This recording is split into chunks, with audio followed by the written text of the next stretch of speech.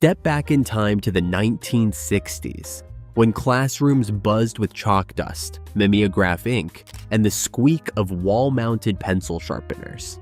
School wasn't just about lessons. It was a world of saddle shoes, dodgeball battles, Jell-O cubes, and globes, with the USSR still intact. Some memories will make you laugh. Others will make you cringe. But all of them capture the charm and quirks of a very different era of growing up. Join us as we revisit 100 forgotten things from school days in the 1960s. You might be surprised at how much you remember. Chalkboards and chalk dust everywhere. In the 1960s classroom, the chalkboard was the undisputed centerpiece, stretching across the wall like a stage where every lesson unfolded. Teachers filled it with math problems, spelling words, and stern reminders, their cursive looping gracefully until the chalk inevitably snapped with a sharp click, drawing groans from the class. Chalk dust clung to erasers, drifted into hair, and settled on jackets, giving teachers a faint gray haze they never quite escaped. Students took turns cleaning the board, sometimes proudly, sometimes begrudgingly, always leaving streaks. Messy, imperfect, and enduring, the chalkboard's dusty presence remains etched into school day memory. Wall-mounted pencil sharpeners. Every 1960s classroom had one, the wall-mounted pencil sharpener, bolted firmly in place like a relic of both necessity and distraction. Students cranked away at its squeaky handle, the metallic groans echoing through the room, often more performance than purpose. Pencils came out uneven, over-sharpened to fragile points, or snapped instantly, sending their owners right back into line for another go. Teachers knew full well that sharpening volunteers were really dodging arithmetic, but the ritual became part of the day's rhythm. Loud, stubborn, and never quite reliable, the sharpener was less about perfection and more about the crank and squeak soundtrack of school life. Overhead projectors with acetate sheets. In the 1960s, the overhead projector seemed futuristic, glowing on its rolling cart like a box of light. Teachers scribbled on acetate sheets with thick markers, or reused smudged ones until the text blurred.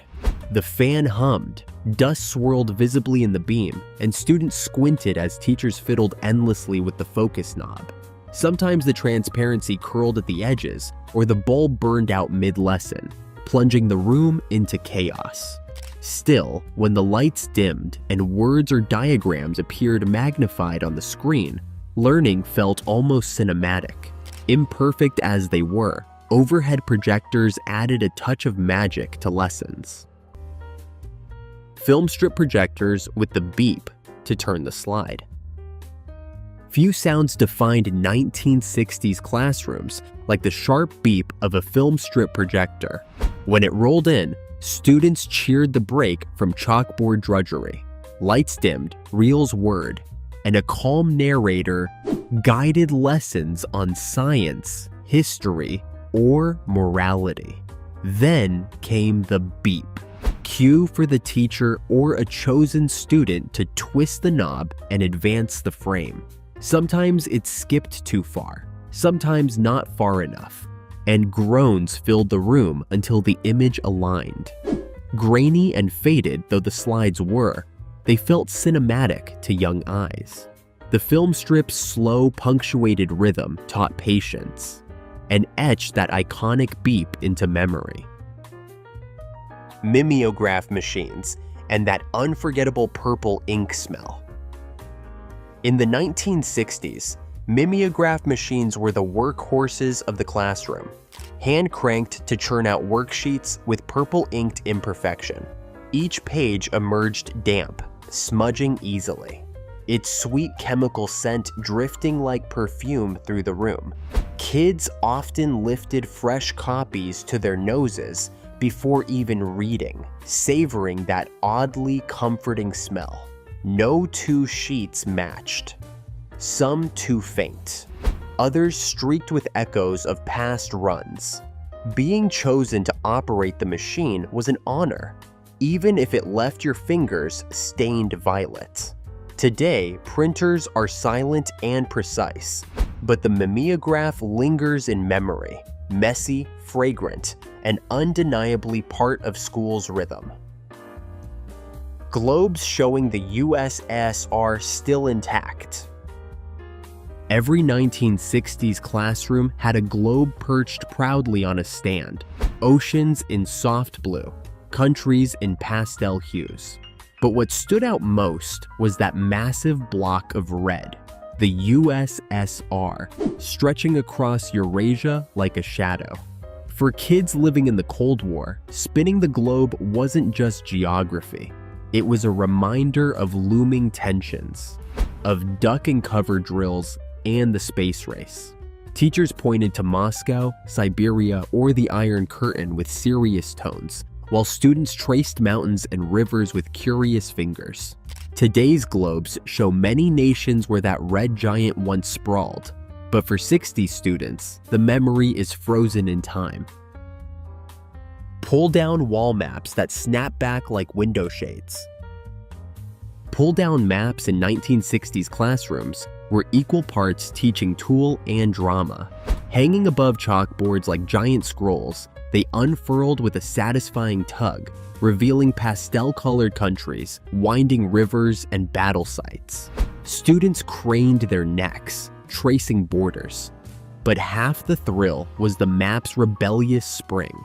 One careless release sent it snapping back into its case with a thunderous crack, startling everyone into laughter. Sometimes it even rolled up mid-lesson, cutting the geography short. Today's digital maps are seamless, but they lack the personality and mischief of those spring-loaded canvases that turned every geography lesson into a small spectacle. Slide rules instead of calculators. In the 1960s, before calculators shrank into pockets, students leaned on the slide rule, a slim, cryptic tool that looked more suited to carpentry than math. Its sliding strip and mysterious scales demanded patience and precision, requiring users to align numbers just so and squint at decimal points, praying the slider hadn't nudged out of place. Teachers swore by its brilliance, but many kids secretly wished for something less intimidating. Mastering it, though, carried real prestige. It marked you as serious, scientific, maybe even bound for NASA. When calculators took over in the 70s, slide rules disappeared almost overnight, leaving behind nostalgia for an era when math felt mechanical, ritualistic, and oddly elegant. Record players for language lessons. Foreign language learning in the 1960s often revolved around the trusty record player. Its clunky lid flipped open like a clamshell. Teachers dropped the needle on scratchy vinyl, releasing cheerful French or Spanish voices, carefully enunciating phrases for students to repeat. The hiss and pop of the record were constant companions, and the occasional skip turned bonjour into a stuttering loop that left everyone giggling. The drills could feel monotonous, yet the ritual gave weight to the lesson. Language study felt like an event. Clunky though it was, that spinning disc carried students to far-off places, opening windows to cultures beyond their classroom walls. Card catalogs in the library drawers. Long before digital searches, the heart of the school library was the card catalog, a chest of drawers crammed with index cards, each one a key to hidden treasures. Students rifled through alphabetical listings, the rhythmic thwap-thwap of cards, flipping under fingers guiding them toward the Dewey Decimal Code that held their prize. Victory came in finding the right card. its typewritten title often smudged with pencil notes or librarian marks. The process was slow, tactile, and oddly satisfying, part treasure hunt, part puzzle. While today's databases deliver instant results, they lack the magic of sliding open a drawer and uncovering the library's secrets, one card at a time. Metal lunch boxes. Beatles, Jetsons, Bonanza. In the 1960s, lunchboxes were loud declarations of personality, more billboard than container. Sturdy metal and splashed with bright lithographs, they carried the era's icons: the Beatles, the Jetsons, or the rugged Bonanza crew. Inside, a matching thermos clinked with promise, though its fragile glass liner made each day a gamble. Opening one in the cafeteria was theater. The clang of the lid, the reveal of wax paper wrapped sandwiches, cookies, and lukewarm milk. Even simple lunches seemed tastier when pulled from a box that spoke to your loyalties. Plastic would replace metal, but the dents, smells, and pride of those boxes endure as symbols of childhood style. Glass-lined thermoses that shattered easily. Every 1960s metal lunchbox came with its fragile partner, the glass-lined thermos. On the outside, it matched the Beatles, Jetsons, or cowboy motif. Inside, it was as delicate as an ornament. One careless drop, and the dreaded tinkling sound meant disaster. Milk, soup, or cocoa now swirling with shards. The smell of tomato soup seeping into sandwiches became a rite of passage. Kids quickly learned to treat their thermos like treasure, but accidents were inevitable. When intact, though, it worked wonders, keeping drinks hot or cold until lunchtime. Modern insulated bottles are sturdier, but they lack the drama and heartbreak of a shattered thermos. Brown paper bag book covers, DIY style. In the 1960s, protecting textbooks often meant a DIY craft session with grocery bags. Kids cut, folded, and creased the paper into snug covers, transforming heavy math and history books into blank brown canvases.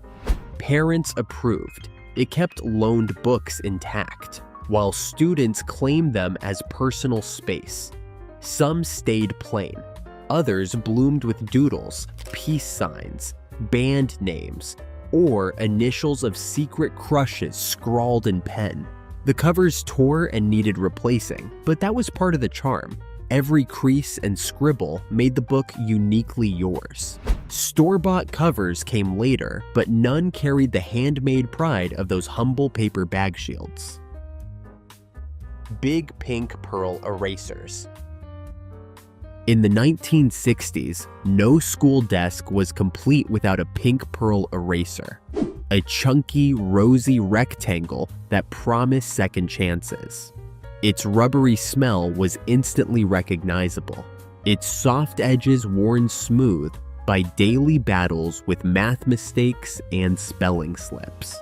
Yet, eraser magic wasn't always perfect. Smudges smeared across the page, shavings clung stubbornly, and too much pressure tore holes clean through the paper. Some kids whittled them into shapes during long daydreams, while others guarded a pristine one, like treasure at the start of each school year. Modern mechanical erasers may be sleeker, but none carried the charm or drama of the pink pearl. Glue in glass jars with rubber tops and brushes. In the 1960s, art projects meant dipping into squat glass jars of paste, sealed with rubber lids that held stiff little brushes. The glue inside was thick, lumpy, and carried that oddly sweet smell, comforting to some, nauseating to others. Precision was nearly impossible. Blobs wrinkled construction paper, streaks stuck fingers together, and brushes spread more chaos than order. Inevitably, someone forgot to close a jar, leaving a hardened crust by next class. Teachers handed them out with weary patience, knowing the mess was part of the process. Long before glue sticks promised no mess convenience, those jars embodied the tactile, sticky joy of creativity. Crayola 64 box with built-in sharpener, ultimate flex. In the 1960s, the Crayola 64 box was the ultimate status symbol. More than crayons, it was a kingdom of color. Periwinkle, burnt sienna, magenta, shades that went far beyond the humble 8-pack. Kids with the 64 box ruled the classroom, their doodles exploding with vibrancy while everyone else begged to borrow. But the true crown jewel was the built-in sharpener, tucked neatly into the back. Twisting a worn crayon inside, it was a ritual of power. Even if shavings forever rattled in the bottom, owning one meant you weren't just coloring, you were commanding creativity. The 64 box wasn't school supplies, it was prestige. Pencil boxes made of tin or plastic. Every student in the 1960s had a pencil box, whether sturdy tin or cheerful plastic, and each one carried the essentials of school life. Inside, rattled stubby number, 2 pencils sharpened unevenly, a pink pearl eraser worn at the corners, maybe a short ruler, or a pair of blunt safety scissors. Tin boxes bore rockets, cartoon characters, or geometric designs, while plastic versions clicked shut with satisfying finality. Over time, lids dented, hinges loosened, and stickers or doodles made them personal. Opening a pencil box was like opening a tiny vault, practical, messy, and entirely your own piece of school identity. Loose-leaf paper traded like currency. In the 1960s, loose-leaf paper wasn't just for homework, it was playground currency. A clean sheet could buy goodwill with a classmate, earn forgiveness for forgetting a notebook, or even trade for a cafeteria dessert. Kids toted binders stuffed with frayed stacks, and when the dreaded 3-hole tears appeared, reinforcements of tape or notebook rings patched them together. The sound of paper ripping free was unmistakable, often followed by whispered negotiations. "I'll give you one now if you save me a seat at lunch." In its way, paper taught economics, supply, demand, and barter, all through the humblest of school supplies. 3-ring binders with dangerous metal teeth. In the 1960s, 3-ring binders were essential and treacherous all at once. They bulged with loose-leaf paper, mimeographed handouts, and secret notes folded between pages. But those shiny metal rings had a bite. Snapping them shut too quickly could pinch fingers painfully, leaving bruises as proof. Papers often tore free, leaving ragged half-moon holes behind, while squeaky hinges betrayed overuse. Yet, there was pride in a tidy binder, tabs neatly labeled, covers scrawled with doodles or band names, stickers slapped across the front. Clunky, squeaky, and a little dangerous, binders were the backbone of organization, the unsung beasts of every student's backpack. Rulers made of wood that doubled as discipline tools.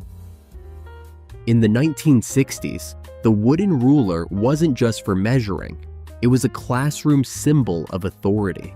Teachers used its polished length to draw neat lines or underline fractions, but also to wrap knuckles or desks with a crack sharp enough to silence chatter. Its stern edge carried weight, literally and figuratively. Yet the ruler had a playful side too. Kids tapped rhythms on desktops during daydreams, wielded it as a sword in whispered battles, or admired the neat etching of numbers along its length. Unlike today's bendable plastic versions, the wooden ruler commanded respect. It measured inches, yes, but also patience and discipline. Saddle shoes polished for school. In the 1960s, saddle shoes embodied the balance of polish and practicality. Their crisp white leather, accented with a bold black, or sometimes brown, band, made them unmistakable in crowded hallways. Mothers shined them the night before, ensuring children started the day looking their best, though by recess, scuffs told the real story of kickball and hopscotch. Girls paired them with pleated skirts and dresses, while boys wore them with slacks that made them seem older than they were. Their squeak on linoleum and click on wooden floors echoed through the school day. Sneakers would later steal the spotlight, but saddle shoes remain timeless symbols of mid-century school fashion, remembered for their shine, their durability, and their inevitable wear. Beehive hairdos among older girls. In the 1960s, beehive hairdos were more than a trend. They were crowns of confidence. Older girls arrived with hair teased, sprayed, and sculpted to soaring heights, each style fortified with bobby pins and enough hairspray to rival a helmet. The towering beehive added inches of stature and commanded attention in the school hallways, leaving younger girls in awe. But beauty came at a price: tender scalps, constant vigilance, and the looming fear of collapse. Jokes about birds nesting inside were common, yet the hairstyles drama and sophistication were undeniable.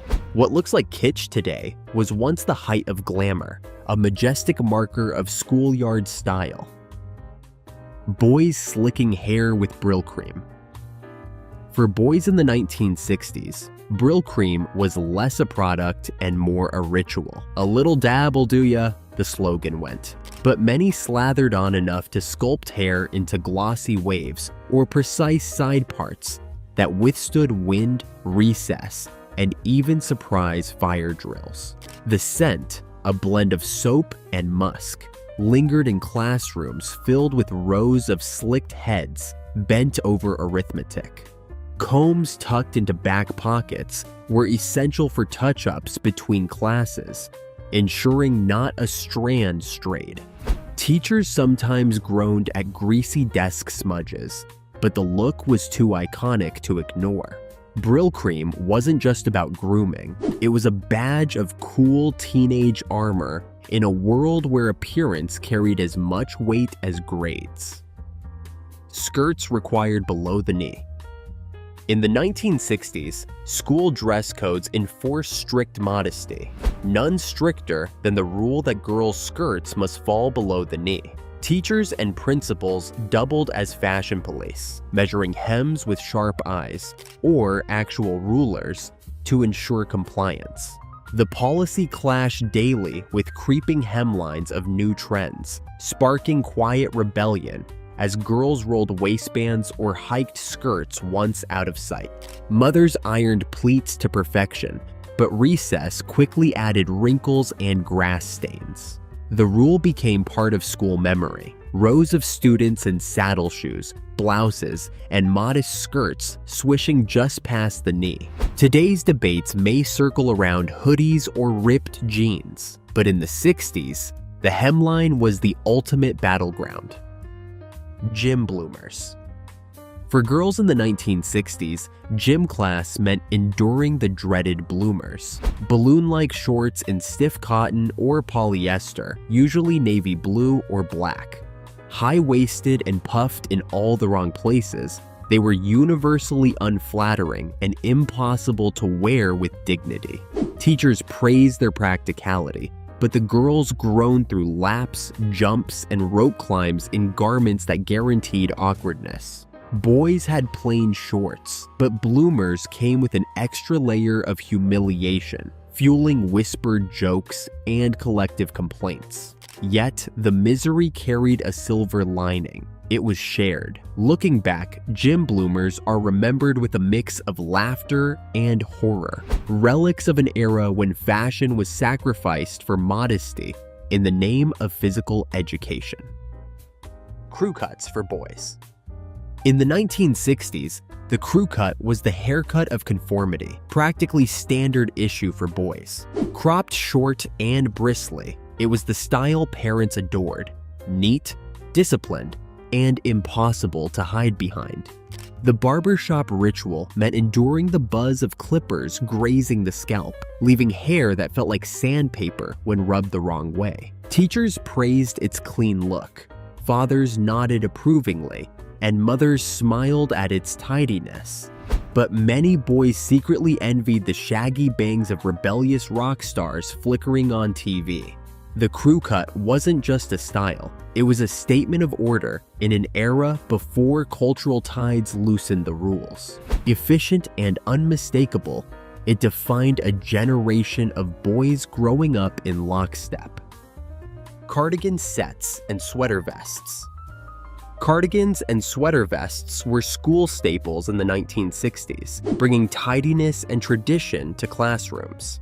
Girls wore cardigan and shell sets, often pastel, buttoned neatly and paired with skirts for a polished, ladylike appearance. Boys slipped sweater vests over collared shirts, instantly transformed into scholarly figures, at least until recess untucked the illusion. Beyond appearances, the layers were practical in drafty classrooms, and mothers pressed them carefully, ensuring each piece looked just right. Students might grumble about the itch or formality, but cardigans and vests offered uniformity and comfort. Today's students lean toward hoodies, but those knits remain symbols of a time when presentation mattered as much as performance. Letterman sweaters instead of jackets. Before jackets stole the spotlight, the 1960s celebrated the Letterman sweater. Thick, woolen, and proudly stitched with varsity letters. Athletes wore them like trophies, while girlfriends coveted them as tokens of affection, draped across shoulders at chilly games. Stripes and patches showcased achievements, and the collegiate style added flair without the bulk of a jacket. Though wool itched and sagged after washes, the sweaters carried undeniable prestige, their warmth equal parts physical and symbolic. Unlike today's mass-produced team gear, each one was personal, handcrafted, and hard-earned. The Letterman sweater wasn't just clothing, it was belonging, status, and the cozy pride of school spirit. Nylon stockings with seams. In the 1960s, nylon stockings with seams were considered essential for older girls who wanted to look polished and grown up. The thin line running up the back of the leg had to be perfectly straight, and mothers often reminded daughters to fix your seams before leaving for school, as though neat stockings were as important as neat homework. A crooked seam could invite giggles or whispers, while a laddered run meant embarrassment for the rest of the day. Stockings weren't comfortable. They snagged on desks, ripped on playground benches, and required constant care, but they symbolized a transition from childhood to maturity. They were proof you were no longer a little girl in bobby socks, but on your way to womanhood. Today's tights and leggings are durable and fuss-free, but they lack the deliberate ritual and grace of those fragile nylons, which turned even a walk down the hallway into a performance. Bolo ties or clip-on ties for assemblies. In the 1960s, formal assemblies demanded boys step up their style, and bolo ties or clip-ons made the job easier. The bolo tie, with its braided cord and decorative slide, sometimes a stone, sometimes a shiny metal crest, offered a touch of Western flair in a sea of stiff collars. Clip-on ties, meanwhile, were every mother's favorite, snapping neatly into place without the headache of teaching a boy to tie a knot. On assembly days, rows of students sat in their Sunday best, collars buttoned tight and ties lined up like soldiers, even if the kids underneath squirmed with discomfort. Teachers and principals beamed at the sight of order and formality. though most boys yanked their ties off the second the event ended. They may not have been fashionable or comfortable, but for those few hours, bolo ties and clip-ons transformed an ordinary school day into something that felt just a little more important. Sloppy Joes on hamburger buns. In the 1960s cafeteria, Sloppy Joes were the rare dish that brought genuine excitement to the lunch line. Piled high on soft hamburger buns, the mix of ground beef and tangy tomato sauce was gloriously messy, dripping onto trays, desks, and shirts no matter how careful you tried to be. The smell alone, savory, slightly sweet, unmistakable, made stomachs growl as kids shuffled forward with their metal trays. Sure, the buns sometimes turned soggy before you even sat down, but nobody cared. For many students, Sloppy Joes were comfort food in a sea of forgettable casseroles and powdered potatoes. Napkins were hopelessly inadequate, but the meal's very name gave permission to be untidy. Teachers might have frowned at the stains, yet no one complained. Sloppy Joes weren't refined, but they were hearty, cheap, and deeply satisfying. A cafeteria classic that transformed an ordinary lunch into a small, greasy celebration. Mystery meat and gravy. In the 1960s cafeteria, nothing was more infamous than mystery meat and gravy. Served on clanging metal trays beside lumpy mashed potatoes and a scoop of canned vegetables, it was a dish that raised more questions than answers. Was it beef? Pork? Some odd combination no one could quite identify. The thick brown gravy was slathered generously on top, as if to mask the truth. Students poked at it with forks, some brave enough to take a bite, others scheming to trade it away or slip it under a napkin. Teachers preached clean plates, but the legend of mystery meat endured. Powdered mashed potatoes. In the 1960s, mashed potatoes in school cafeterias rarely came from real potatoes. They came from a box. Cooks dumped flakes into boiling water, stirred until thick, and produced a pale gluey mound that only faintly resembled the homemade version. The flavor was salty and bland, the texture lumpy, and the color hovered somewhere between beige and wallpaper paste.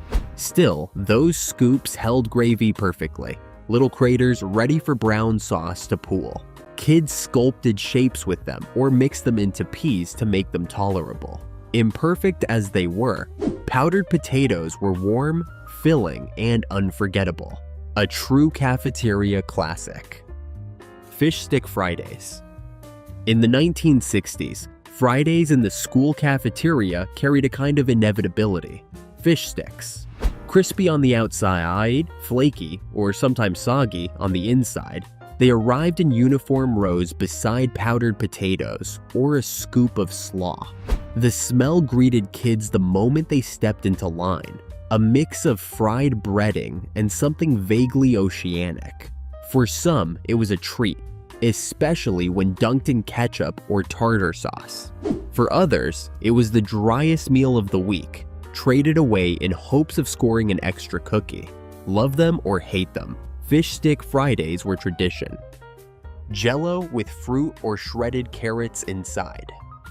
In the 1960s cafeteria, dessert, or salad, depending on who you asked, often came in the form of a wobbly square of Jell-O. Brightly colored cubes perched on trays, their translucent jiggle hiding surprises inside. Sometimes it was canned fruit, pineapple, mandarin oranges, or the occasional maraschino cherry that gave a sweet burst of flavor. Other times, it was shredded carrots suspended in lime green gelatin, a combination that sparked endless debates. Was it a side dish? Was it dessert? No one could decide. Some kids poked at it warily, others slurped it happily. Quirky, confusing, and unforgettable, Jell-O salads were pure 1960s cafeteria culture. Peanut butter cookies the size of saucers. Among the gray trays of mystery meat and instant potatoes, there was one cafeteria treat that could make any 1960s school kid smile: the peanut butter cookie. These weren't dainty little bites, but oversized, saucer-like discs, soft in the middle and slightly crisp at the edges. Their crisscross fork marks were as iconic as their sweet, nutty aroma, which drifted from the kitchen and had students craning their necks in anticipation. Getting one on your tray felt like winning a small lottery, a reward that made up for lumpy gravy or overcooked peas. Some kids savored them slowly, while others devoured theirs before even sitting down. And of course, there were the lucky few who managed to barter or trade for a second. Compared to today's packaged snacks, these cookies were homemade, hearty, and unforgettable. Comfort baked into every crumb, carrying the warmth of school kitchens and childhood indulgence. Glass milk bottles, later replaced by cartons. In the early 1960s, school milk didn't come in cartons, but in squat glass bottles sealed with flat paper caps you pried off with a fingernail. Delivered daily in clattering metal crates, the bottles rattled down the lunch line as cafeteria workers handed them out. Inside was ice-cold milk, condensation beading on the glass, making the first sip feel almost indulgent compared to the lukewarm food on your tray. But the bottles weren't foolproof. One nervous slip meant a spectacular shatter on the tile floor, followed by groans from the whole cafeteria. By decade's end, cartons replaced them, practical but far less memorable. Ice cream cups with wooden spoons. Few cafeteria treats in the 1960s sparked as much joy as those little ice cream cups, sealed with a paper lid and paired with a flat wooden spoon. Vanilla, chocolate, or the occasional swirl, each cup felt like a small celebration, a sweet reward at the end of a noisy lunch hour. The wooden spoons were flimsy, with a faint woody taste that somehow mingled with the ice cream itself, creating a flavor memory impossible to replicate today. Kids peeled back the lid eagerly, some scraping every last smear of ice cream from the paper rim, others trying to stretch out each tiny bite. On hot days, the ice cream softened too quickly, leaving sticky fingers and smeared trays, but no one minded. It was worth it. Those simple cups weren't gourmet, but they were pure happiness in a carton, a cold, creamy break from the chaos of school life. Government cheese programs. In the 1960s, many schools relied on government food programs, and nothing stood out more than the blocks of government cheese. Massive, orange, and dense, it showed up in nearly every form imaginable. Melted over macaroni, wedged into grilled cheese sandwiches, or layered into casseroles. Its salty, rubbery tang was unmistakable, yet somehow comforting, transforming even the blandest noodles into something hearty. For schools and struggling families, it was a lifeline, cheap, filling, and endlessly stretchable when budgets were tight. Kids rarely thought about the politics behind it. To them, it was simply the cheese that never seemed to run out. Today, government cheese lives on as both a joke and a fond memory, a symbol of resilience, frugality, and the warm, sticky taste of cafeteria lunches in an era of making do. Lunch trays made of heavy metal. In the 1960s cafeteria, lunch was served on sturdy metal trays divided into compartments, each section holding its appointed ration of food. These trays clattered loudly when stacked, a sound that echoed through the lunchroom like a signal the feast, or ordeal, was about to begin. They were heavy, cold to the touch, and utterly indestructible, surviving drops, dents, and years of daily use. The compartments made sure your Jell-O salad didn't run into your mashed potatoes, though somehow the gravy always found its way across the borders. Kids slid their trays along the lunch line, the metal scraping against rails, while cafeteria workers plopped food into place with practiced precision. Compared to today's lightweight plastic, these trays felt industrial, as though school lunch were part of some great assembly line. Unwieldy though they were, their clang and weight remained tied to the memory of childhood meals and cafeteria chatter.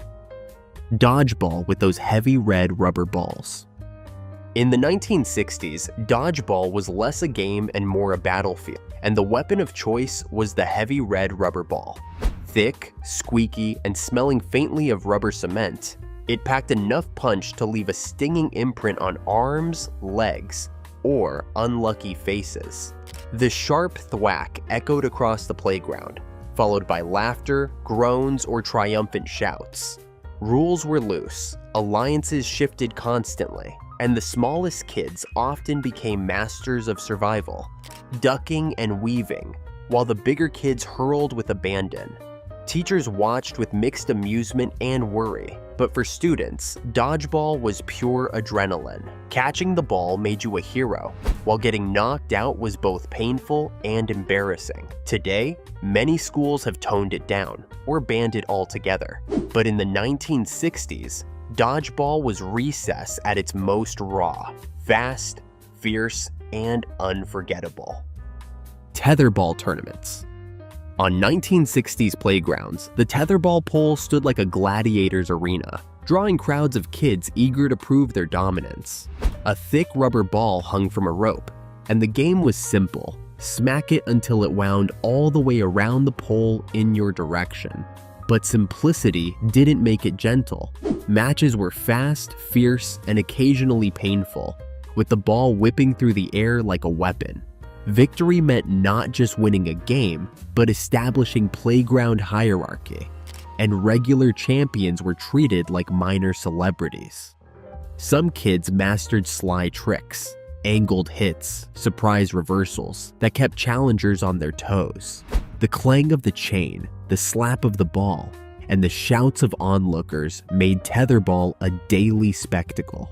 Today's playgrounds may be safer, but they've lost a little of that raw, competitive spirit that once revolved, literally, around a single pole. Monkey bars over hard asphalt.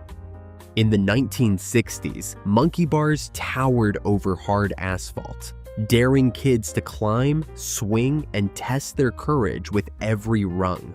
There were no safety mats, no padded mulch, just blacktop waiting beneath if your grip slipped.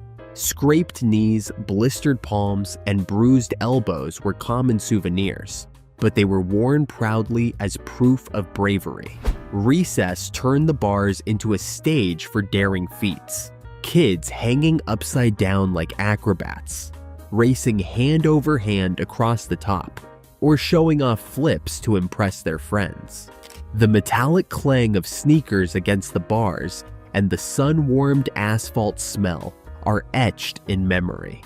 Teachers looked on with weary acceptance, knowing tumbles were inevitable.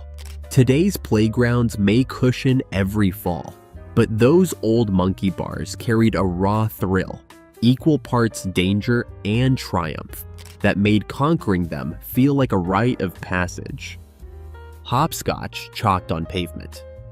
In the 1960s, hopscotch wasn't just a game, it was a ritual of recess. With a single piece of chalk, kids transformed the blacktop into a playground grid, carefully numbering the squares before tossing a small rock or beanbag to mark their turn. Hopping through the course on one foot required balance, precision, and a bit of flair, especially with classmates watching. The chalk dust clung to fingers and knees, and by the end of the day, the once bright grid had faded under the shuffle of sneakers. Hopscotch was democratic, anyone could join, and the rules were simple enough to adapt or embellish with house variations. It was equal parts competition and camaraderie, with laughter echoing as players wobbled or toppled mid-hop. In a world without video games or smartphones, hopscotch offered pure, chalk-stained joy. proof that all it took to turn pavement into magic was imagination and a little white dust. Kickball in the field. In the 1960s, kickball was the undisputed king of playground games, a perfect blend of baseball structure and childhood chaos. Out on the dusty schoolyard field, kids lined up to take their turn at the plate, eyeing the big red rubber ball with equal parts excitement and nerves. The pitcher rolled it slow, sometimes with a sneaky spin, and the kicker wound up like a pro athlete before sending it flying, or dribbling pitifully just a few feet. Bases were scuffed into the dirt, outfielders argued over who called it, and disputes about safe or out could last longer than the inning itself. Still, when the ball soared into the sky and kids tore around the bases, the thrill was unmatched. Teachers might have called it recess, but to the players, it felt like the World Series. Kickball wasn't just a game, it was glory, bragging rights, and pure playground legend. Jacks and marbles. In the 1960s, a patch of pavement and a cloth bag of jacks or marbles could fuel an entire recess. Jacks jingled as kids scattered the shiny metal pieces, then snatched them up in rhythm with a bouncing rubber ball. Success demanded quick fingers and concentration, and the smoothest players earned bragging rights. Marbles, meanwhile, carried their own prestige. Cat's eyes, swirls, and prized shooters glimmered in the sunlight as children drew chalk circles and flicked their best shots with practiced thumbs. Victories meant expanding your collection. Losses stung, especially when a favorite marble slipped away. Both games blended luck, skill, and ritual, their simple tools sparking hours of laughter, competition, and whispered trades. Endlessly repeatable, jacks and marbles were proof that the smallest toys often brought the biggest joy. Four square with chalked boxes. In the 1960s, Foursquare was the reigning champion of playground games, a mix of simplicity and intensity that drew kids in daily. With just a piece of chalk and a rubber ball, the blacktop became an arena of shifting power. The goal was clear: fight your way into the coveted king or queen square and defend it with skill. Serves ranged from gentle taps to punishing slams that sent the ball ricocheting across the court. Arguments about in or out were constant, but they only added to the tension. Sneakers scuffed through chalk lines, laughter and groans echoed, and for 20 minutes, nothing else mattered. It was pure playground glory, fast, fun, and fleeting, erased by the next rainfall, but etched forever in memory. Hula hoops during recess. Recess in the 1960s often turned into a dazzling display of plastic rings as kids showed off with hula hoops. Brightly colored and endlessly entertaining, the hoops spun around waists, hips, and knees in rhythmic whirls, each rotation a tiny triumph. Some students managed to keep them twirling for what seemed like forever, walking across the playground like masters of balance, while others struggled through a few wobbly spins before the hoop clattered to the pavement. Informal contests broke out: who could spin the longest, who could twirl 2 or 3 at once, who could invent the wildest move. Hoops became prized possessions, swapped, borrowed, and hoarded for recess showdowns. Teachers watched with amusement as the blacktop erupted in a blur of color and laughter. Before viral trends and playground TikToks, hula hoops were the craze that turned recess into a spectacle of energy and flair. Swings that went too high. In the 1960s, swings were the crown jewel of every playground. Rows of steel frames with long chains that rattled and clanked as kids pumped their legs. The goal was simple: go higher, faster, farther. Children leaned back, stretched their legs to the sky, and reveled in that fleeting moment when the swing paused, weightless, before plunging back down. Some dared to jump at the peak, flying through the air and hitting the dirt with a dusty, triumphant grin. Teachers hollered warnings about going too high, but the thrill was irresistible. No rubber mats or safety straps could replicate the reckless joy of chasing the sky. Seesaws with bruised landings. The 1960s seesaw was equal parts delight and danger, a wooden plank balanced on a creaking fulcrum that dared kids to trust their partner. When cooperation ruled, the ride was smooth, an easy rhythm of rising and falling, almost like floating. But mischief often won out, and one child's sudden hop meant the other slammed to the asphalt with a painful thud. Splintered seats and hot metal handles added to the hazards, yet the seesaw's pull was irresistible. Screams, laughter, and the occasional tear all blended into its soundtrack. Modern playgrounds softened the ride, but the old seesaws carried a wild charm, memories etched in bruises and giggles alike. Yo-yo craze waves. In the 1960s, yo-yos weren't just toys. They were obsessions, sweeping through playgrounds in waves of whirring strings and flashy spins. One week, nearly every kid had one tucked into a pocket, ready to show off at recess.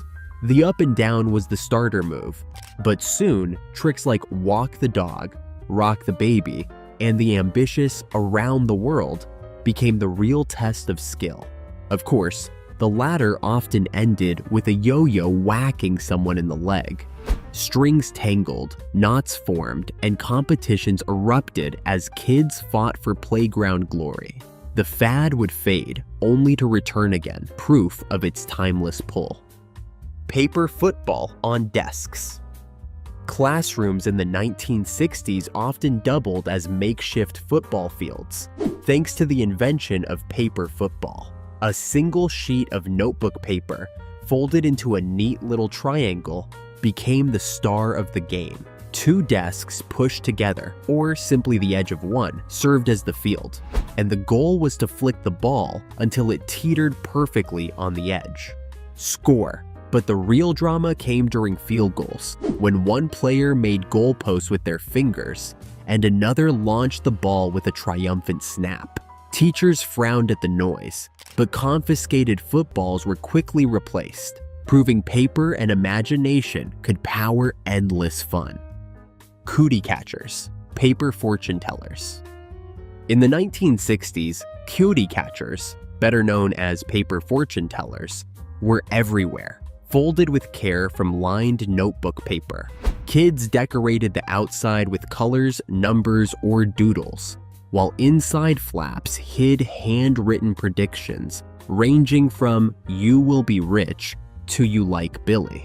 The ritual was the best part. Pick a number, spell a word, flip, fold, and voila, your fortune was revealed. Giggles, gasps, and the occasional playground scandal followed. Each cootie catcher was unique, a tiny invention of its maker, and passed between friends like social currency. Teachers often turned a blind eye, as long as math lessons weren't completely derailed. Simple yet endlessly entertaining, they proved imagination didn't need batteries, just paper, pencil, and a bit of mystery. Cat's cradle with string. In the 1960s, a humble loop of string could create endless fascination, thanks to the timeless game of cat's cradle. A child slipped the loop over their fingers, weaving simple patterns before passing it to a partner. With a twist and a pull, new shapes emerged: diamonds, towers, and the legendary Jacob's Ladder. The rhythm of fingers working together was mesmerizing, part puzzle, part performance, demanding concentration and dexterity. Kids leaned close, determined not to drop a loop, while classmates offered advice or watched in awe.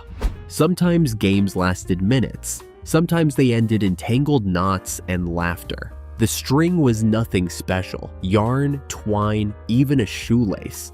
But in children's hands, it became a tool for connection. Cat's Cradle wasn't about winning, but about sharing a moment of creation and skill that felt almost magical. Board games during rainy recess. Rainy days in the 1960s brought an instant change to recess. Instead of the playground, classrooms transformed into makeshift game halls filled with the hum of chatter and laughter. Teachers produced battered boxes of checkers, Sorry, Clue, and Candyland, each missing piece that had been replaced with buttons, pennies, or scraps of paper. Kids crowded around desks, rolling dice or spinning cardboard spinners, turning gray afternoons into bursts of excitement. Arguments over rules flared. Triumphant cheers erupted with surprise wins, and friendships deepened in the shuffle of cards and boards. The storm outside tapped on the windows, but inside, the room buzzed with play. Long before screens and handheld games, these rainy recesses proved that cardboard, dice, and imagination could turn dreary afternoons into something unforgettable. Spinning tops. In the 1960s, spinning tops were a pocket-sized thrill. Simple toys that somehow held endless fascination. Kids carried them in lunch pails or pockets, ready to challenge friends to see whose top could spin the longest or wobble the most dramatically before collapsing. Made of wood or brightly painted plastic, some tops required a quick flick of the fingers, while others came with a wound-up string that sent them flying into motion with a satisfying whir. The playground or classroom floor quickly became an arena, the tops bumping into one another like tiny gladiators. Watching one spin perfectly upright felt hypnotic, the colors blurring into a whirl until, with a soft tip-over, the game was done. In an age without electronic distractions, tops were proof that the simplest toys could spark the biggest competitions. Small, cheap, and endlessly repeatable, they were the quiet heartbeat of 1960s childhood play. Trading bubblegum cards. In the 1960s, bubblegum cards were more than just collectibles. They were a full-blown playground economy, packed with a stiff pink stick of gum that lost its flavor in about 30 seconds. Each pack revealed treasures, baseball heroes, TV cowboys, astronauts, or even monster cards that sent shivers down spines. Kids flipped through stacks during recess, boasting about rare finds and haggling fiercely over trades. "I'll give you 2 commons for your Mickey Mantle" wasn't just an offer, it was a negotiation that could make or break friendships. The cards doubled as toys too, clipped to bicycle spokes with clothespins to create a machine gun rattle as you rode down the street. Some were prized, tucked away carefully, while others ended up bent, creased, or sacrificed for the thrill of the ride. Long before Pokemon or digital collectibles, bubblegum cards ruled the schoolyard, tiny rectangles of cardboard carrying enormous value. Comic books hidden in textbooks. In the 1960s, comic books were the ultimate contraband in the classroom, smuggled inside hefty textbooks with practiced stealth. To a passing teacher, it looked like diligent study, but behind those covers, Superman fought villains, or Archie bumbled through Riverdale. The thrill wasn't just in the story, it was in the sneakiness, the constant risk of getting caught mid-page by a sharp-eyed adult. Friends slid dog-eared copies of Batman or Fantastic Four under desks like priceless treasure, fueling whispered trades. In a world of chalk dust and black and white worksheets, comic books exploded with color and adventure, feeding imaginations that no grammar drill could match. Chalk doodles on the playground. A single piece of chalk could transform a 1960s playground into an art studio. Between games of hopscotch or Foursquare, kids covered the blacktop with doodles. Flowers, stick figures, winding roads for toy cars. even sprawling chalk cities built by whole groups on their knees. The drawings were fleeting. A rainstorm or the shuffle of sneakers erased them in hours. But that impermanence made them magical. Fingers and clothes carried chalk dust home, proof of the day's creativity. Teachers often sighed at the mess, but rarely interfered. These doodles weren't graded or polished, yet they captured the chaotic, colorful imagination of childhood perfectly. Freeze tag. In the 1960s, freeze tag ruled recess, turning the playground into a stage of laughter, chaos, and strategy. One child became it, chasing classmates who froze mid-stride at the slightest touch, arms out like statues. Teammates dashed in to unfreeze friends, sparking daring rescues that shifted the game in seconds. The action stretched across swings, seesaws, and chalked hopscotch grids, with disputes. "I wasn't tagged," or "she unfroze me first," settled loudly but forgotten quickly. The best moments came when half the playground stood frozen until one bold dash revived them all. Simple, fast, and endlessly replayable, freeze tag was pure childhood adrenaline. Paddles in the principal's office. In the 1960s, the wooden paddle loomed large in the mythology of school discipline, hanging on the principal's wall or hidden ominously in a drawer. It needed no introduction. Kids whispered about its sting, passing along stories of classmates who left the office walking gingerly, the marks lasting longer in imagination than in reality. Some paddles even had holes drilled in them, rumored to sting more, whether true or not.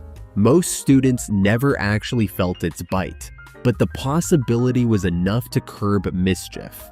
A trip to the office wasn't just punishment, it was a brush with authority, fear, and folklore in equal measure.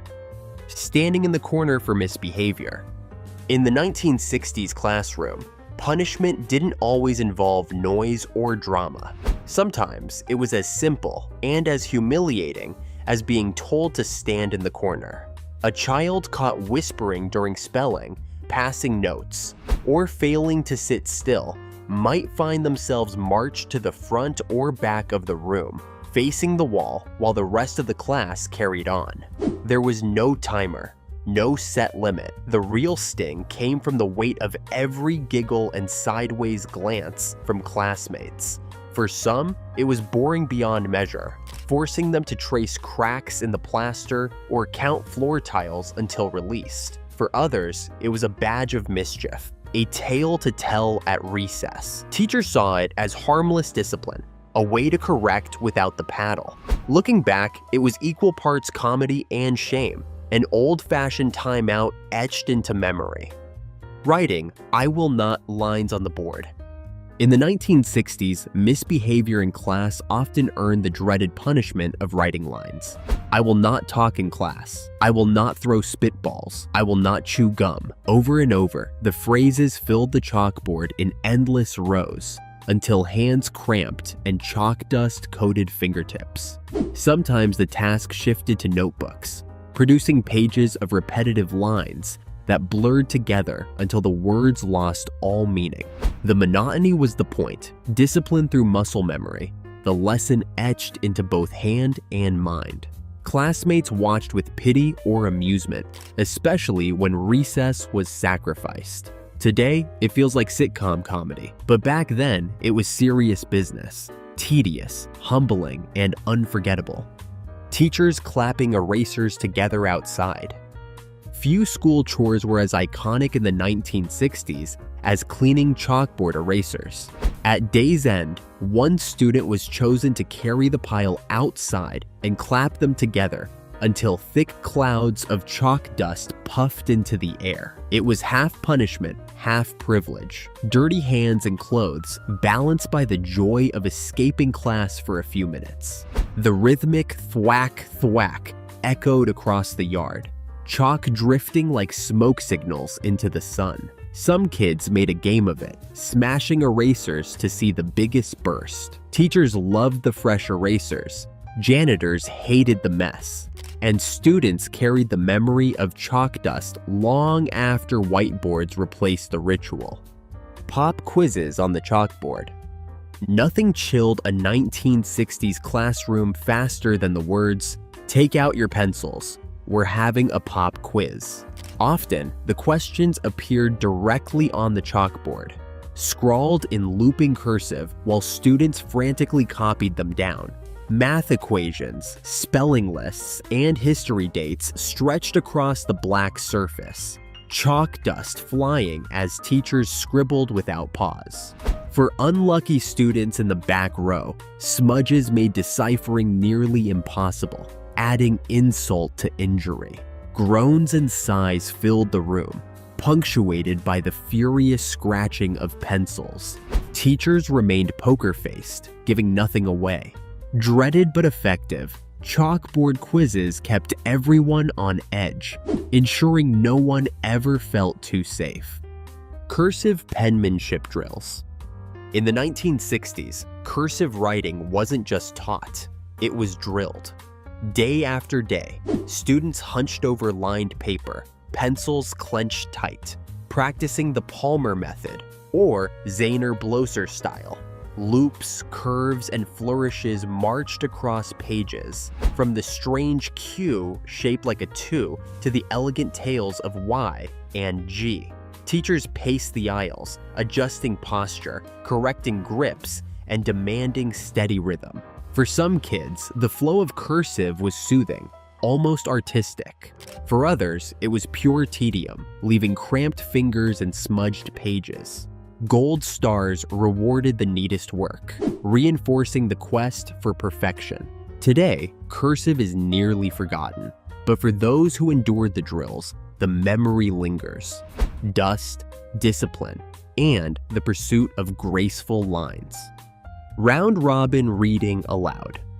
In the 1960s, round-robin reading was a classroom ritual that inspired equal parts dread and relief. Students sat with books open as the teacher called on one child after another to read aloud, each voice betraying nerves or confidence. Strong readers relished the spotlight, while struggling ones counted ahead in terror, silently rehearsing paragraphs before their turn arrived. Mispronunciations drew stifled giggles, and losing your place could feel like public humiliation. Teachers believed the practice built fluency, but for many kids, it was more an exercise in patience and survival. Looking back, it's remembered less as education and more as endurance training. Singing patriotic songs daily. In the 1960s, mornings often began not just with the Pledge of Allegiance, but with patriotic songs that filled classrooms and auditoriums. Teachers led with pointers tapping lyrics on wall charts, while upright pianos or scratchy record players carried the tune. Children's voices, sometimes strong, sometimes mumbled, rose in "My Country, 'Tis of Thee," "America the Beautiful," or the national anthem.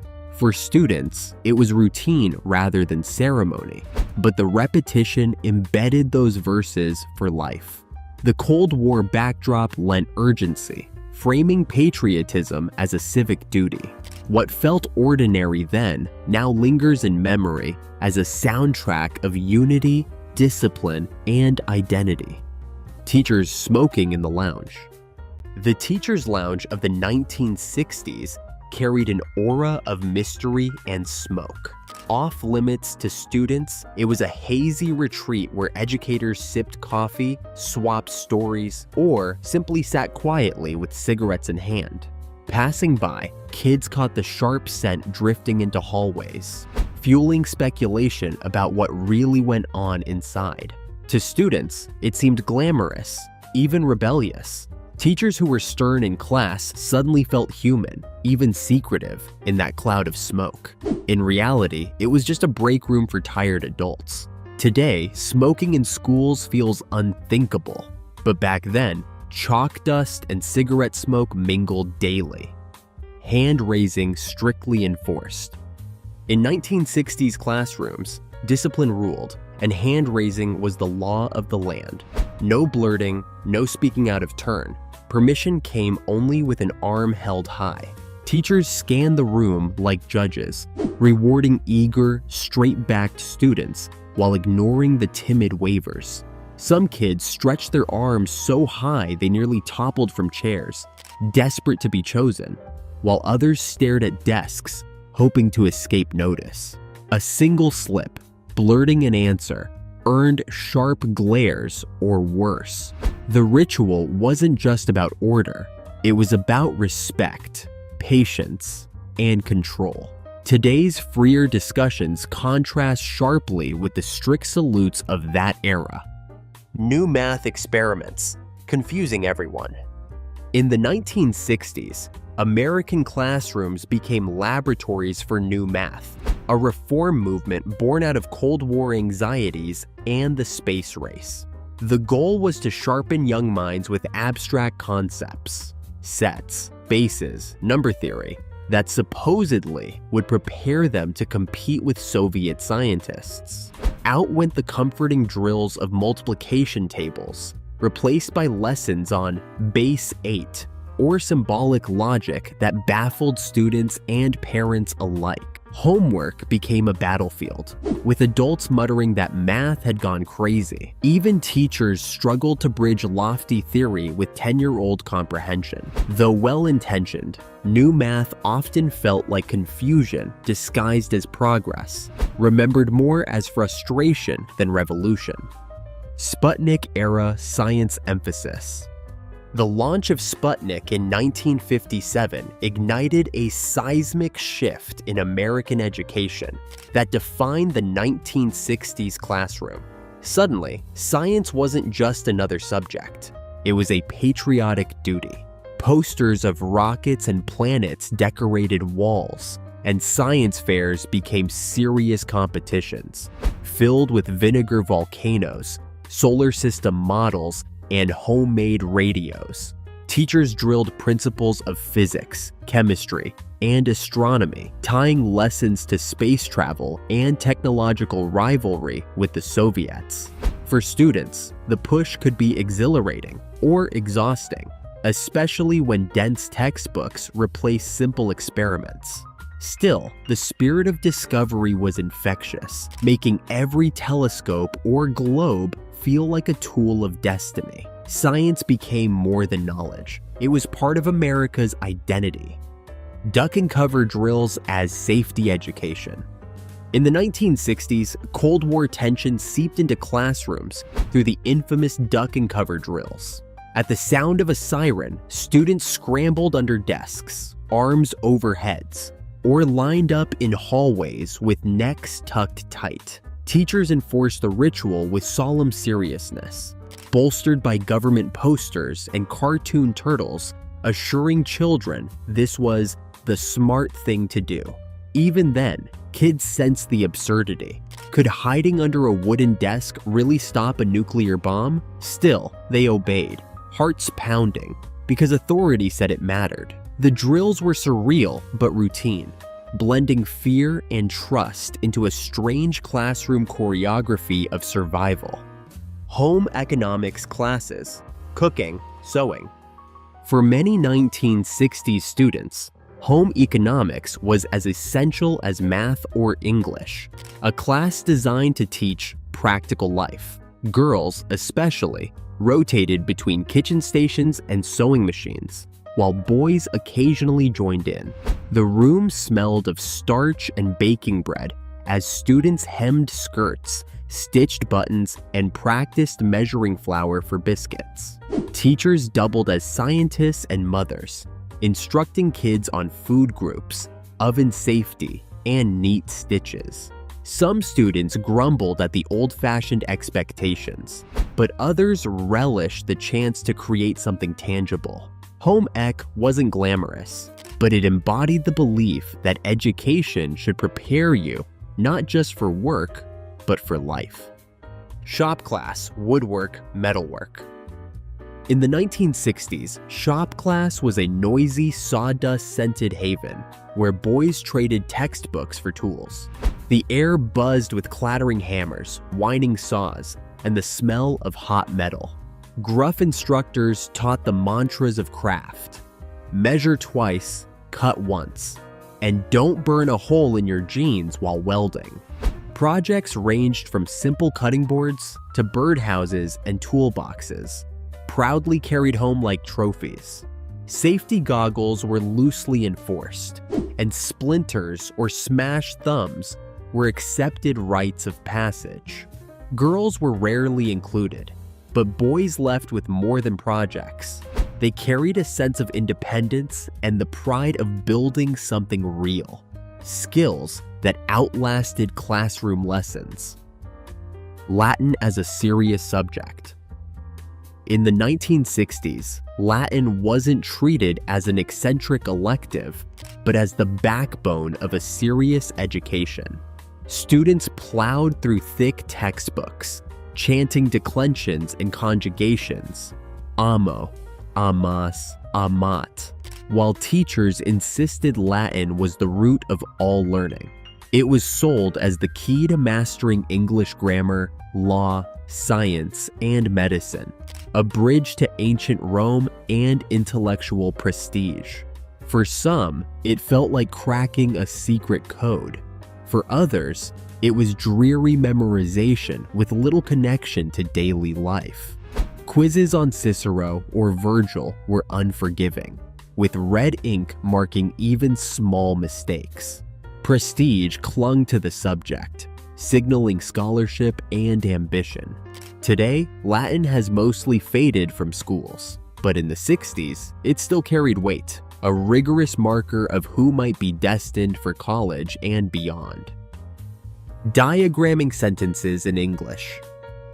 English class in the 1960s often meant wrestling with the strict ritual of diagramming sentences. Teachers filled chalkboards with horizontal and slanted lines, breaking sentences into subjects, verbs, and modifiers until language resembled a tree stripped to its bones. Students copied these diagrams onto paper, their pencils scratching as they tried to remember where prepositional phrases dangled or adjectives slotted in. For some, it was satisfying, like solving a puzzle. For others, it drained the joy out of words, reducing writing to rigid rules. Teachers swore it built clarity and discipline, proof even messy sentences could be tamed. Today, the practice has mostly disappeared, but memories linger of chalk dust, aching hands, and endless parsing exercises that made grammar both feared and unforgettable. Weekly reader magazines. Nothing broke up the monotony of the 1960s classroom like the arrival of Weekly Reader. Slim, colorful, and neatly stacked, the little magazines were handed out with a sense of ceremony. Suddenly, the room grew quieter as kids flipped through stories of space exploration, civil rights marches, or medical breakthroughs, simplified but still brimming with importance. Teachers used them to spark discussions. Students loved the feeling of reading something that felt grown up, even if tailored to their level. Vocabulary words were circled, short quizzes answered, illustrations studied. The smell of thin newsprint lingers in memory, tied forever to afternoons when the wide world folded itself neatly into a few stapled pages. Scholastic book order forms. In the 1960s, nothing stirred classroom excitement like the Scholastic book order form. Thin sheets dotted with titles promised adventure, mystery, and knowledge for just a few dimes. Kids circled Hardy Boys or Nancy Drew, joke books, or biographies, dreaming of what they might convince their parents to buy. Turning in the order, coins carefully counted, felt like joining a secret club. Weeks later, the delivery arrived. stacks of fresh paperbacks with glossy covers and the inky scent of new stories. Teachers handed them out like prizes, and the classroom buzzed with pride. Scholastic wasn't just about books. It was about independence, imagination, and the joy of ownership. Phonics versus whole word debates.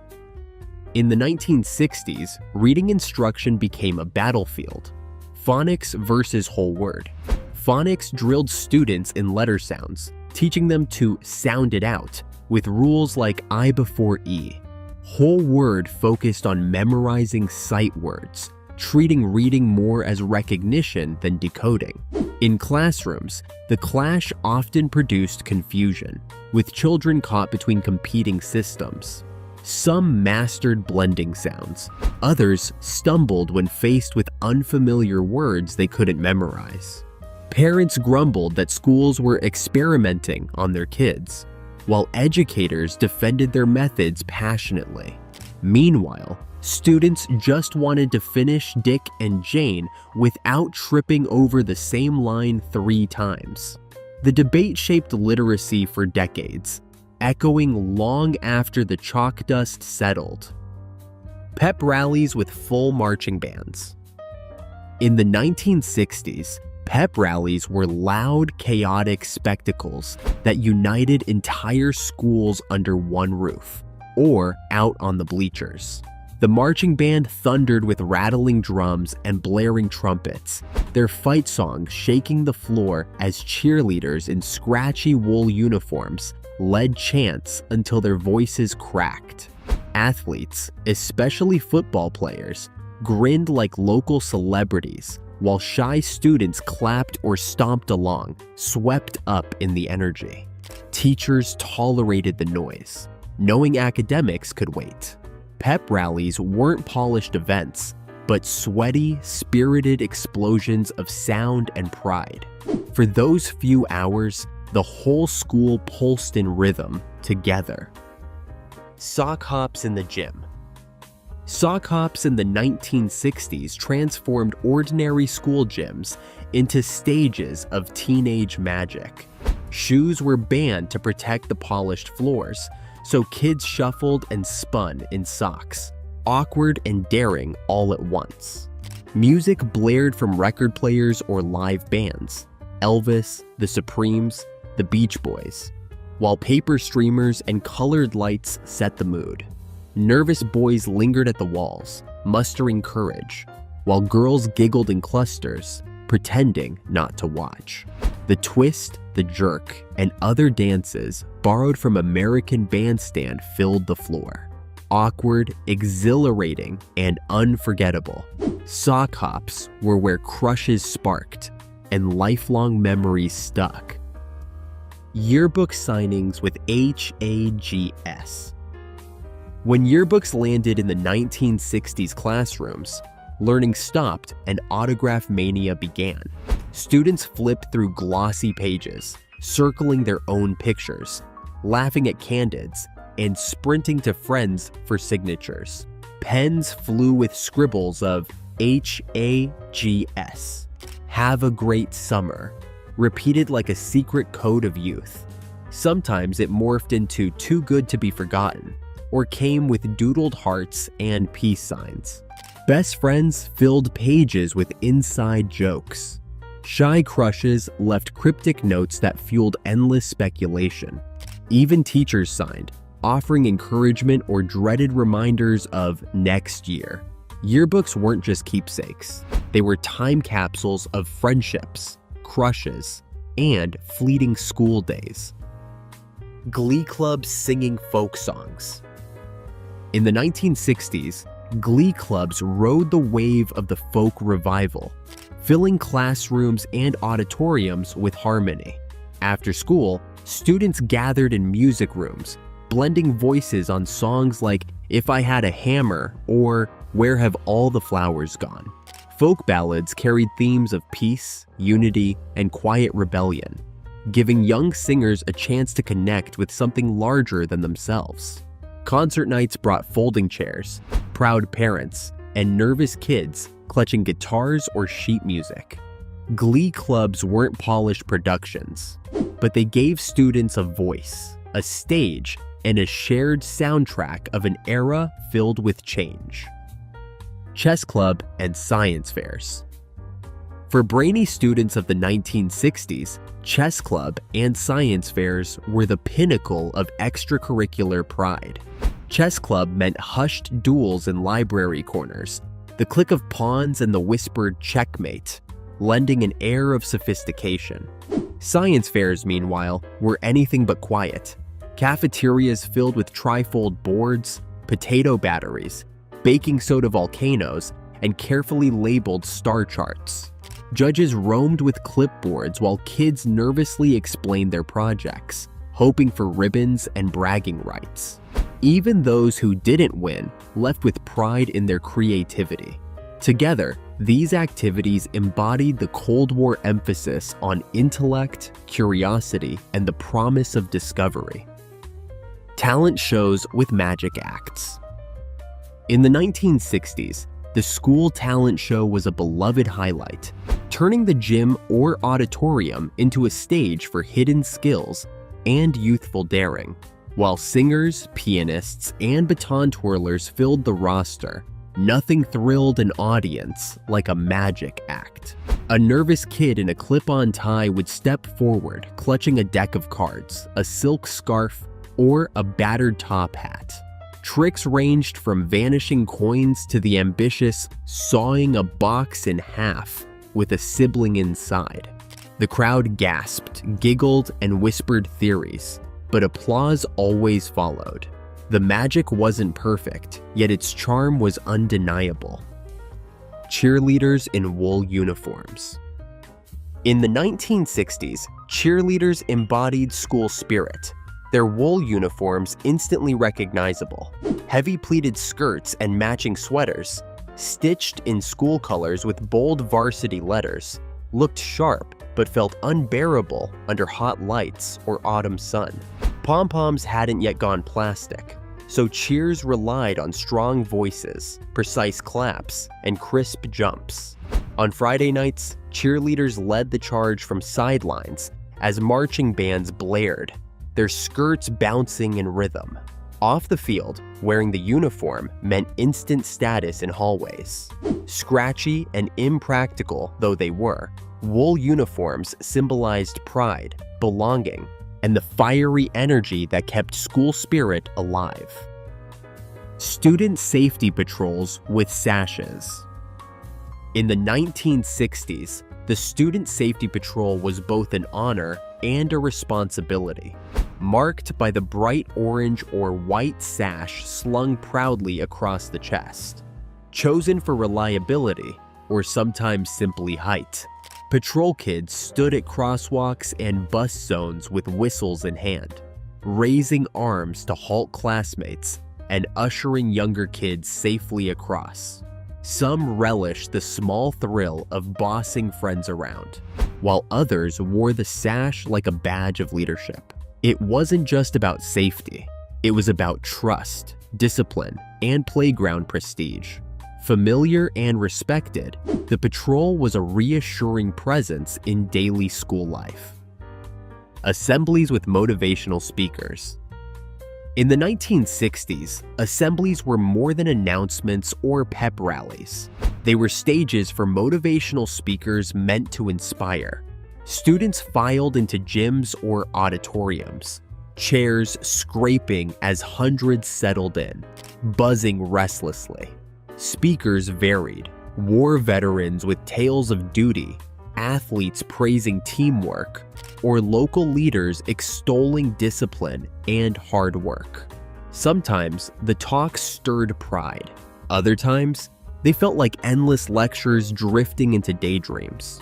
Teachers enforced silence, expecting respect, even as kids fidgeted. Inspiring or monotonous, these assemblies left their mark. They were moments when academics paused, and schools tried to shape character along with knowledge. Of V-Club legends hauling projectors. In the 1960s, AV Club members were the unsung heroes of the classroom. Armed with carts, reels, and clipboards, they wheeled heavy projectors down hallways, their arrival sparking whispers. Film strip day. Half nerds, half mystics. They threaded reels with practiced hands, adjusted focus knobs, and fixed jams while teachers watched gratefully. They were granted rare hall passes and an aura of importance, roaming freely under the guise of technical duty. To classmates, their work turned ordinary lessons into events. Nerdy though it seemed, AV Club membership carried prestige. They controlled the machines that brought movies and magic into school life. And that was real power. Yellow buses without seatbelts. In the 1960s, the big yellow school bus was a fixture of childhood, but safety looked very different than today. Seatbelts? Not a chance. Kids piled in, squeezing 3 to a bench, with the back row reserved for the boldest riders, chasing the bumpiest thrills. Every pothole sent bodies bouncing like popcorn, shrieks of laughter echoing through the rattling metal shell. Windows cranked open to let in icy drafts or sweltering gusts, depending on the season. Drivers maintained order with booming voices and rear-view glares, but discipline often fell to older kids. Chaotic, noisy, and probably dangerous, those buses were unforgettable. Hand crank windows on buses. School buses of the 1960s came with their own primitive air conditioning. Hand crank windows. Each had a little metal handle that squeaked and groaned as kids twisted it down for a rush of fresh air.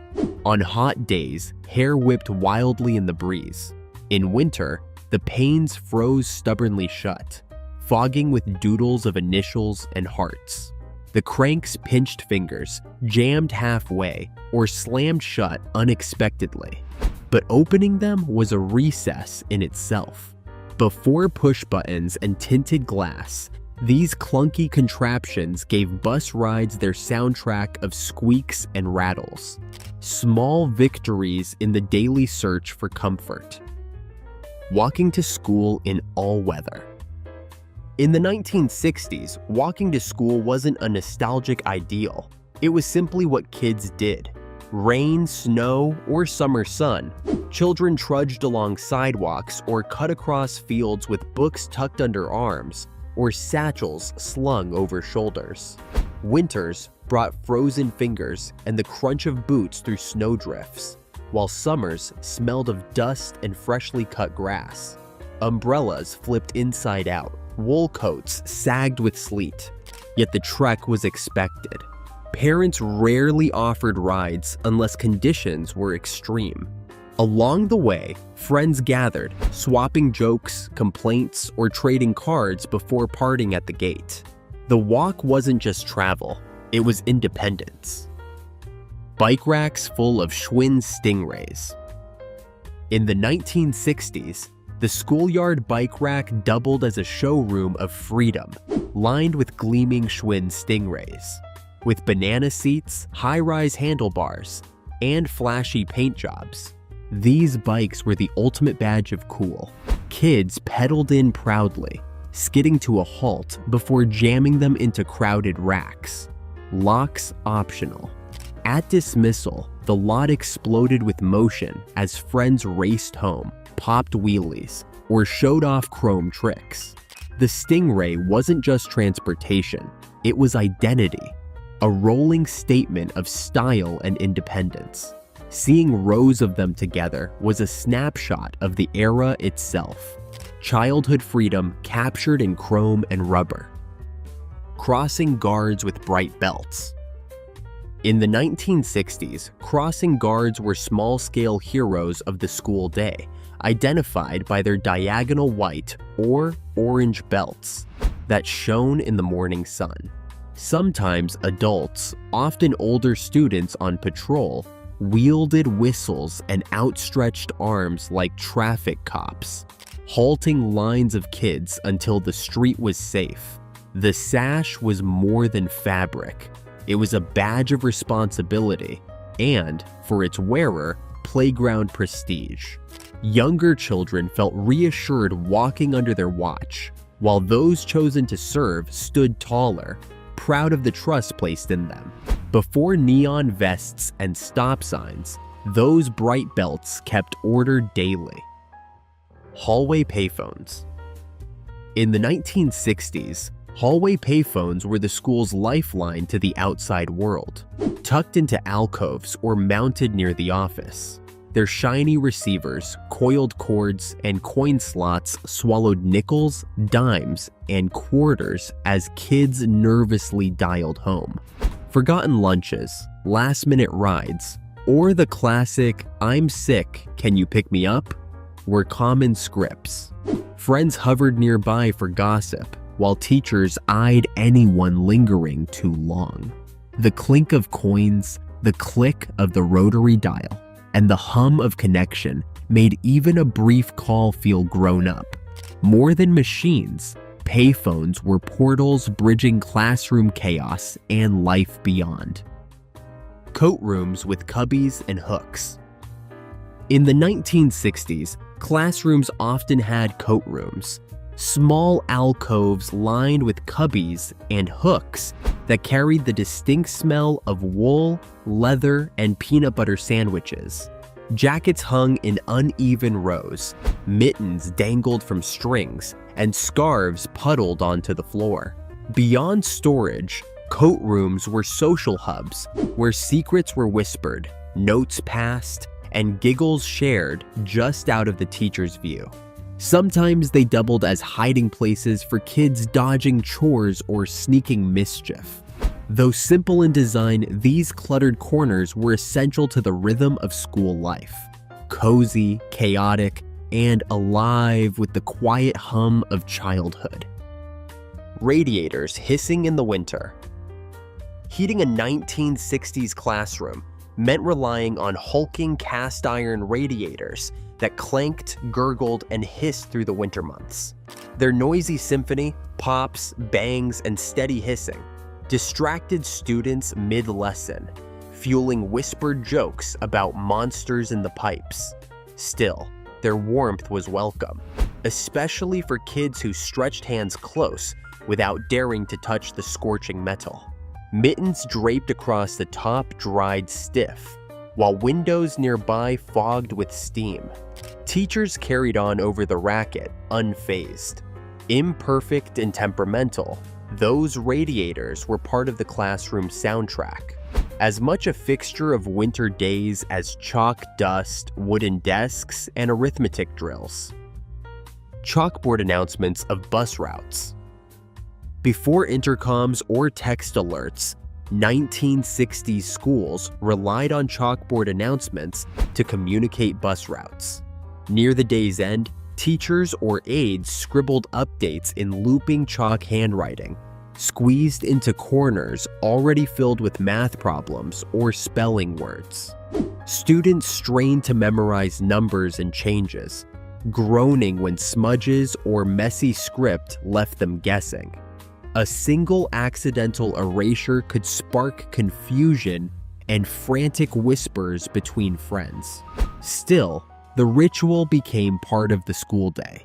The scrape of chalk, the collective glance at the board, the relief of knowing your ride home was safe. Low-tech and fleeting, it worked just enough. Smoking areas for high school students. In the 1960s, high school smoking areas were a perfectly normal, if surreal, part of campus life.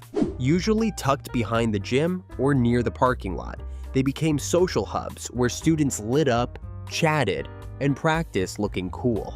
Teachers and administrators largely turned a blind eye, some even joining in from the smoky haze of faculty lounges. The smell clung to jackets, notebooks, and hallways, but no one questioned it. For many teens, the area was less about nicotine and more about belonging, a place to stake identity and independence. Today, unthinkable. Then, it was woven seamlessly into daily school culture. School in the 1960s was full of sights, sounds, and little rituals that may be gone but never forgotten. From chalk dust and dodgeball bruises to saddle shoes and mimeograph ink, these memories remind us how simple and sometimes chaotic those days really were. If this trip down memory lane brought back a smile or a story of your own, don't keep it to yourself. Share it with a friend, drop your favorite memory in the comments, and don't forget to like and subscribe for more nostalgic journeys. After all, the best part of remembering is sharing it together.